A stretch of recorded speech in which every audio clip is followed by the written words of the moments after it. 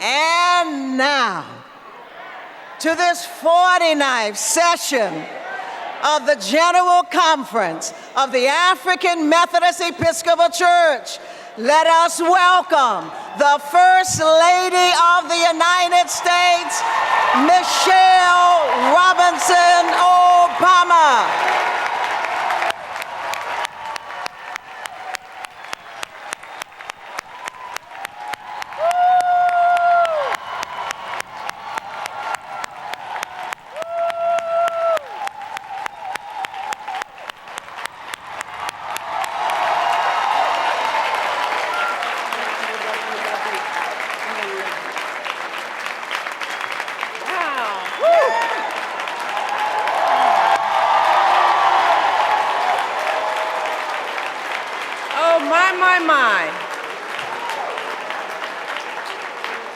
Please, you all rest yourselves. Thank you so much.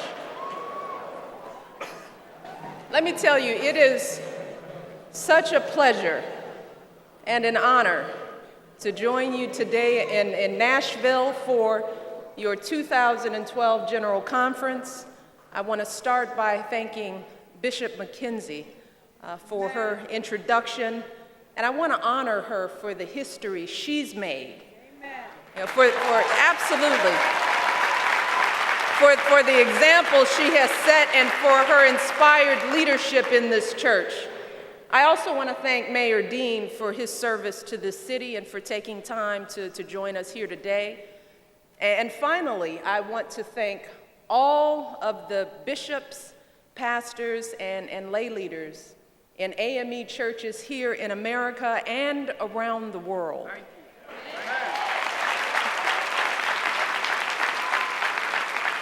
You all are part of a proud tradition, one that dates back to the founding of that first AME Church and the founding of this nation, and has shaped its history every day since.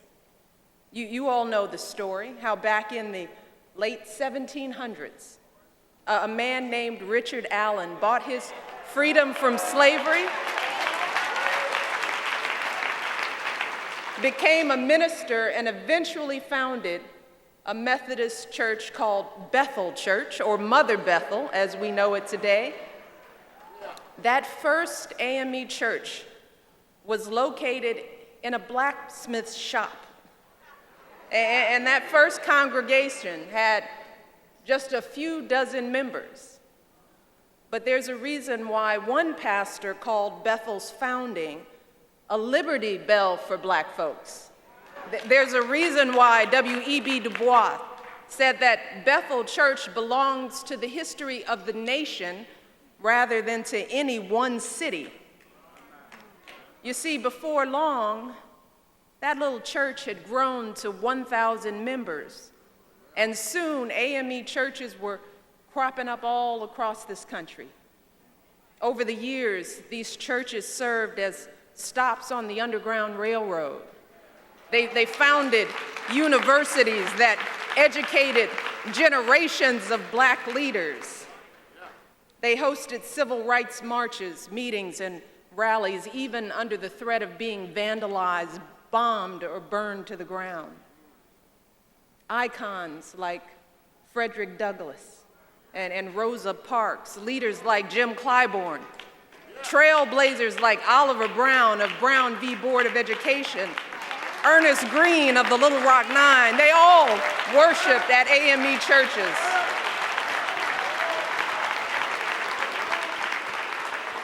And so did many of the quiet heroes who never made the headlines.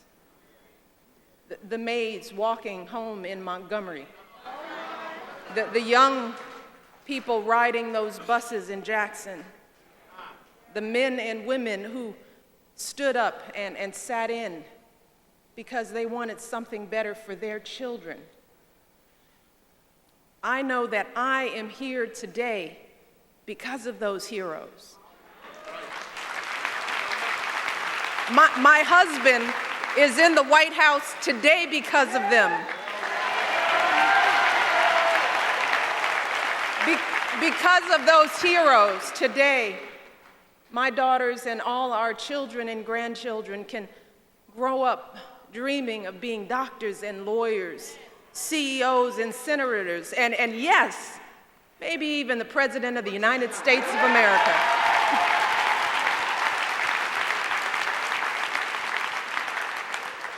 That is the legacy of the AME Church and of African American churches and denominations across the country. But let's be clear, a legacy is not an end unto itself. As another pioneering AME woman, Dr. Jamie Coleman Williams, once said, she said, "You do the best you can and try to leave a legacy, but somebody has to carry it on." And that's what I want to talk with you about today.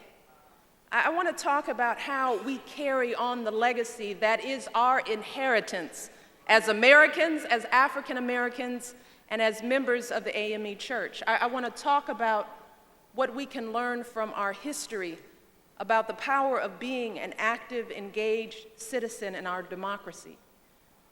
Now, back when Frederick Douglass was still working on a plantation, back when Rosa Parks was still riding that segregated bus, the injustices we faced were written in big, bold letters on the face of our laws. And while we may have had our differences over strategy, the battles we needed to fight were very clear. We knew that to end slavery, we needed a proclamation from our president, an amendment to our Constitution. To end segregation, we needed the Supreme Court to overturn the lie of separate but equal. To reach the ballot box, we needed Congress to pass the Voting Rights Act. So yes, we moved forward and we won those battles. And we made progress that our parents and grandparents could never have imagined. But today, while there are no more whites-only signs keeping us out, no one barring our children from the schoolhouse door, we know our journey is far from finished. But in many ways, the path forward for this next generation is far less clear. I mean, what exactly do you do about children who are languishing in crumbling schools, graduating from high school unprepared for college or a job? And what about the 40% of black children who are overweight or obese, or the nearly 1 in 2 who are on track to develop diabetes in their lifetimes? What about all those kids growing up in neighborhoods where they don't feel safe? Kids who never have opportunities worthy of their promise. What court case do we bring on their behalf? What laws do we pass for them? You see, today, the connection between our laws and our lives isn't always as clear as it was 50 years or 150 years ago. And as a result, it's sometimes easy to assume that the battles in our courts and legislatures have all been won. It's tempting to turn our focus to what's going on in our own lives and with our own families and just leave it at that. And make no mistake about it, change absolutely starts at home. Change absolutely starts with each of us as individuals, taking responsibility for ourselves and our families, because we know that our kids won't grow up healthy until our families start eating right and exercising more. That's on us. We know that we won't close that education gap until we turn off the TV and supervise homework, attend those parent-teacher conferences, and serve as good role models for our own children. That's on us. But while we certainly need to start at home, we all know that we cannot stop there, because the fact is that our laws still matter. You know, much like they did 50 years ago or 150 years ago, our laws still shape so many aspects of our lives, whether folks are paying their fair of taxes or not, whether we invest in roads and schools and the jobs that come with them or not, whether our sons and our daughters who wear our country's uniform get the support and benefits they've earned or not. You see, those decisions are made by the folks sitting in Congress and in our White House. They're made by the folks in our state legislatures and city halls. And we all know who's supposed to select those folks, don't we? We know who's supposed to tell those folks what to do, right? We are. That's our job. That is our most fundamental right and our most solemn obligation, to cast our ballots and have our say in the laws that shape our lives. Dr. King knew that. That's why back in 1965, he came to Brown Chapel AME Church in Selma and declared, he said, when we get the right to vote, we will send to the State House not just men who will stand in the doorways of our universities, but men who will uphold the cause of justice. John Lewis understood the importance of that right. That's why just months after Dr. King's speech, he faced down a row of billy clubs on the Edmund Pettus Bridge, risking his life so that we could one day cast our ballots. But today, how many folks do we know who act like that right doesn't even matter? How many of us have asked someone whether they're going to vote and they tell us, nah, I voted last time? Or is there really an election going on? Or no, it's not like my vote's going to make a difference. How many times have we heard that? After so many folks sacrificed so much so that we could make our voices heard, so many of us just can't be bothered. But let's be very clear. While we're tuning out and staying home on election day, other folks are tuning in.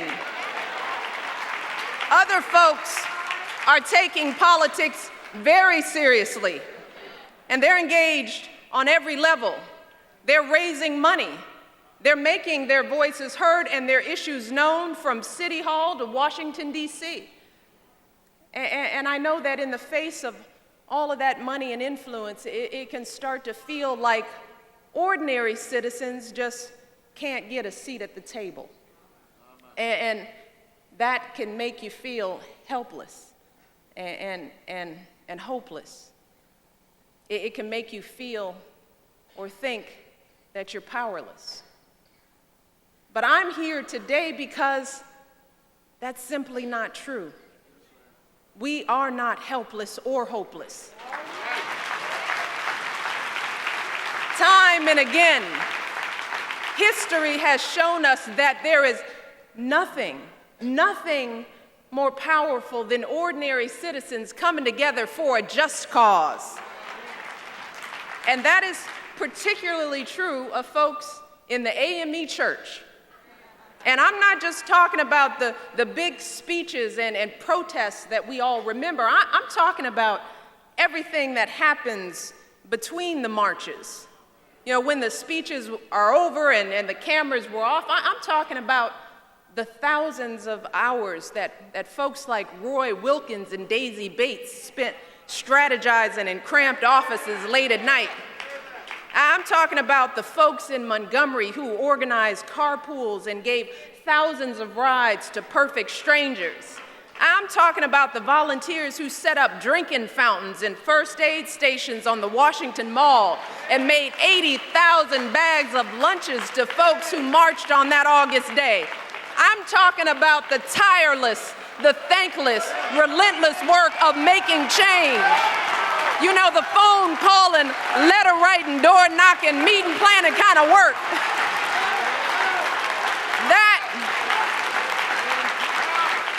the real work of democracy.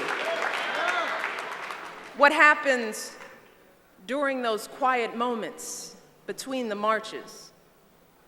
It's kind of like church.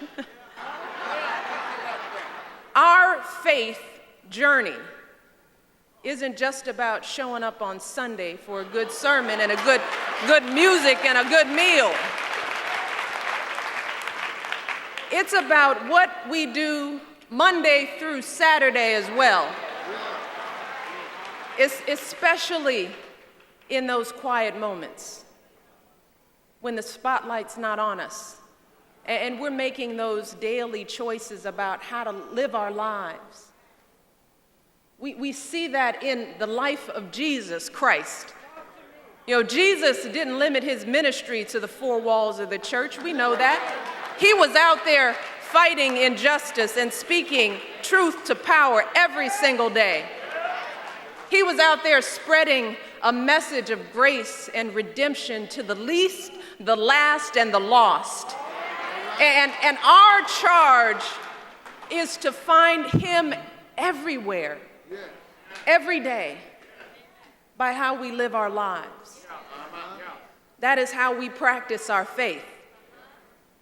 You see, living out our eternal salvation is not a once-a-week kind of deal. And in a more literal sense, neither is citizenship. Democracy is also an everyday activity. And being an engaged citizen should once again be a daily part of our lives. That is how we carry on that precious legacy we've inherited. By recommitting ourselves to that day-to-day, vitally important work that has always paved the way for change in this country. What does that mean? That means being informed. It means following the news and learning about who's representing us and how our governments work. It means showing up to vote, and not just every 4 years, but every year in every election. It means engaging with the folks we elect, following how they vote and how they spend our hard-earned tax dollars. And if you don't like what you see, then let them know, or better yet, run for a seat at the table yourself. And I know I am preaching to the choir here. I know that many of you have been active and engaged for decades. And I'm here today to urge you to continue that work and bring others along with you, because we know that the only way to be heard above all the noise is to lift our voices up together. So I want you to talk to your friends and your family, your neighbors. Talk to them. Talk to folks in the beauty salons, the barbershops, the parking lot at church. Tell them what's happening on the city council and out in Washington. Let them know. Find that nephew who's never voted. Get him registered. Start an email list or a Facebook group. Send people articles about issues you care about, and then call them to make sure they've read them. Who says that church is no place to talk about these issues? You tell them there is no place better. No place better. Because ultimately, these are not just political issues. They are moral issues. They're issues that have to do with human dignity and human potential and the future we want for our kids and our grandkids. And the work of inspiring and empowering folks, you know, the work of lifting up families and communities, that has always been the work of the AME Church. That's what y'all do best. Think about it for a minute. Folks just don't turn to all of you in times of spiritual crises. They come to you with financial crises and health crises and family crises of all kinds. That's why AME churches are taking on issues from HIV/AIDS to childhood obesity to financial literacy. Every day you all are giving folks the tools they need to take control of their lives and get back on their feet. Yeah. And if you're not already doing this, I'm here to ask you to take that work to the next level. Yeah. So the next time you organize that food drive, pair it with a meeting at City Hall and ask what they're doing to fight hunger in your community. If you've got an exercise ministry or a health ministry, maybe they can work with your town council to clear out a walk-in trail or clean up a local park. Keep on doing that great work with your youth groups, but start showing up at those school board meetings and make sure those kids are getting the education they deserve. Take it to the next level.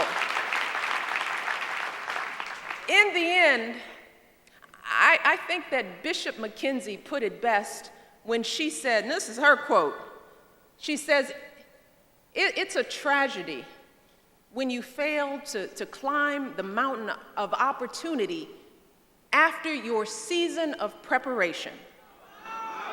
She says it's a tragedy when you fail to try to exercise the gifts that God has given you, even in the face of difficulty. It's a tragedy. And God has given us so many blessings and gifts and such a long season of preparation. And after so many years of toil and struggle, it is time to climb that mountain of opportunity. It's time. It is time. And I know that mountain may seem high. I know there are days when you just want to come home and put up your feet, kick back with the kids. I know that sometimes the problems we face seem so entrenched, so overwhelming that solving them seems nearly impossible. But during those dark moments, I want you to remember that doing the impossible is the root of our faith. It is the history of our people and the lifeblood of this nation. Because if a young shepherd could defeat a giant, if a man could lead a band of former slaves against the most powerful city in the land until its walls tumbled down, if a simple fisherman could become the rock upon which Christ built his church, then surely we can do our part to be more active citizens. If Ernest Green could face down an angry mob to get an education, if Rosa Parks could sit unmoved on that bus, if Richard Allen could transform a blacksmith shop into a church that changed history, then surely we can get our communities more engaged in our democracy. If so many people could sacrifice so much for so long to leave this magnificent legacy for us, then surely we can find a way to carry it forward for our children and our grandchildren. And when you grow weary in this work, and you will, when you think about giving up, and you will, I want you to think about a photo that hangs today in the West Wing of the White House. It is a picture of a young black family visiting the president in the Oval Office. The father was a member of the White House staff, and he'd brought his wife and 2 young sons to meet my husband. In the photo, Barack is bent over at the waist, way over. And one of the sons, a little boy, just 5 years old, is reaching out his tiny hand to touch my husband's head. It turns out that upon meeting Barack, this little boy gazed up at him longingly and said, "I want to know if my hair is like yours." And my husband replied, "Well, why don't you touch it and see for yourself?" So he bent way over so the little boy could feel his hair. And after touching my husband's head, the boy exclaimed, he said, "Yeah, it does feel the same."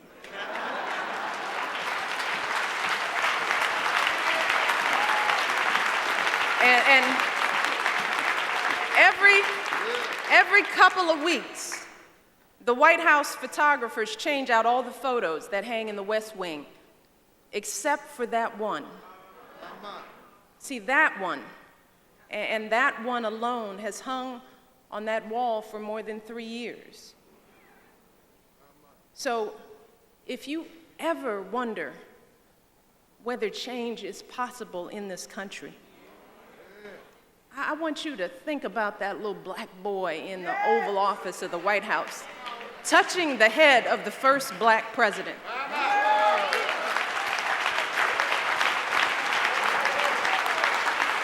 And I want you to think about how children who see that photo today think nothing of it, because that is all they've ever known. Because they have grown up taking for granted that an African American can be president of the United States. And I want you to think of the stories in the Bible about folks like Abel and Noah, folks like Abraham and Sarah, and the verse in Hebrews that says, all these people were still living by faith when they died. They did not receive the things promised. They only saw them and welcomed them from a distance. Through so many heartbreaks and trials, those who came before us kept the faith. They could only see that promised land from a distance, but they never let it out of their sight. And today, if we're once again willing to work for it, if we're once again willing to sacrifice for it, then I know we can carry that legacy forward. I know we can meet our obligations to continue that struggle. I know we can continue the work of those heroes whose shoulders we all stand on. And I know we can finish the journey they started and finally fulfill the promise of our democracy for all our children. Thank you, and God bless.